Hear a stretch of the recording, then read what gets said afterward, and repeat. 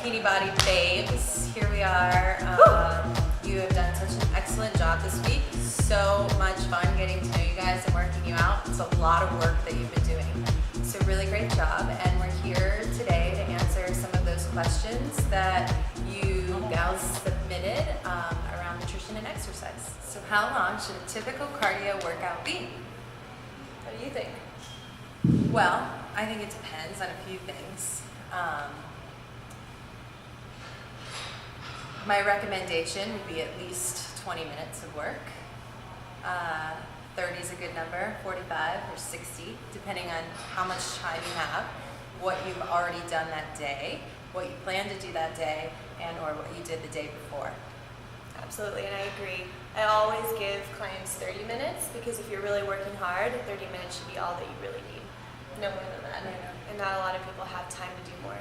If you're training for a race or an event or something, that's when you can add in the longer cardio for like 45 to 60 minutes, but it should also have an intention. You should be training and going at a certain pace for a certain reason. So really 20 to 30 minutes is all you need if you're doing it right. I also believe, to go along with that question, that we were meant to sweat every day, to get your heart rate up every day. So I get this one a lot, is how often should I work out or do cardio? And I really think that even if you did a big workout or 2 workouts the day before, 20 or 30 minutes of cardio is totally doable 7 days a week. Absolutely. And then you can get your heart rate up and sweat every single day. Okay. All right. Easing in. Question number 2. Here we go. Okay. What's your favorite pre-workout snack? Great question. Triple espresso. Yeah. Cappuccino, definitely. Coffee and espresso, a good 45 minutes before your workout really makes a difference. It does, if you can handle caffeine. Correct.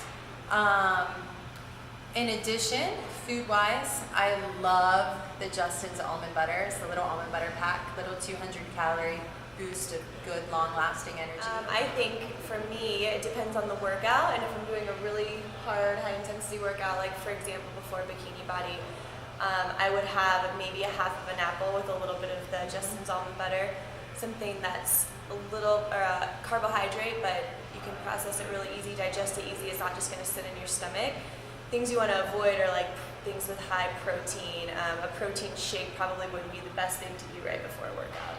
It's great afterwards. Little bit of fat, little carbs. Yeah, exactly. In addition,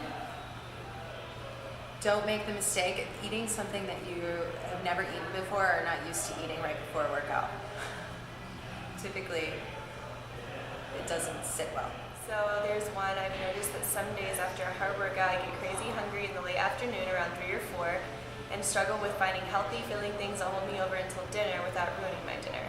This is something that we both go through. Yes. Any tips for late afternoon snacks? Definitely. Have you figured that one out? Well, I play with it all the time because if you don't eat, then you tend to just like crazy eat dinner and then want to eat something after dinner just because you've waited so long that you're so super hungry that it's hard to control what you put in at that point. So I definitely think for me it's better to eat something, but just making sure that you portion yourself out something and you don't go beyond that. So what I love, I've got kids in the house, so we do kid snacks a lot. I love popcorn. Just there's a bunch of nice options, coconut oil popcorn from Whole Foods, because it gives you something to chew on. It's low in calories and it's not a crazy, awful snack. But to really fill you up, I do apples and nut butter are awesome. A protein shake at that time is awesome. What else would you do? Well, and I try to portion my meals out throughout the day so I never really get too hungry. That's right. So for me, there's not really like a breakfast snack, lunch snack, dinner.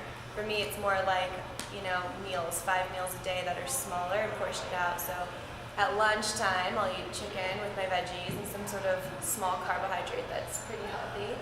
And then, in the middle of the day, I'll just eat another meal just the same way. And that actually seems to keep me really stable, and I'm not not starving by dinner time.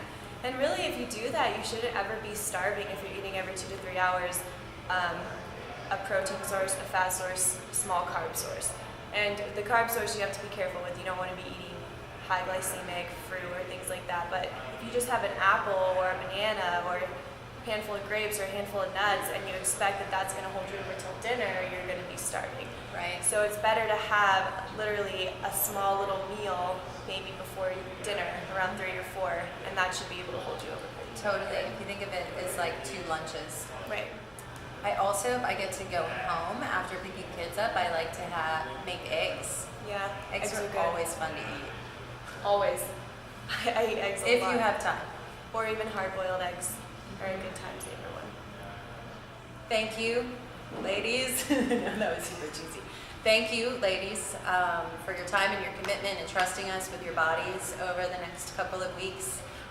Really excited to help you meet some of your goals and have fun along the way.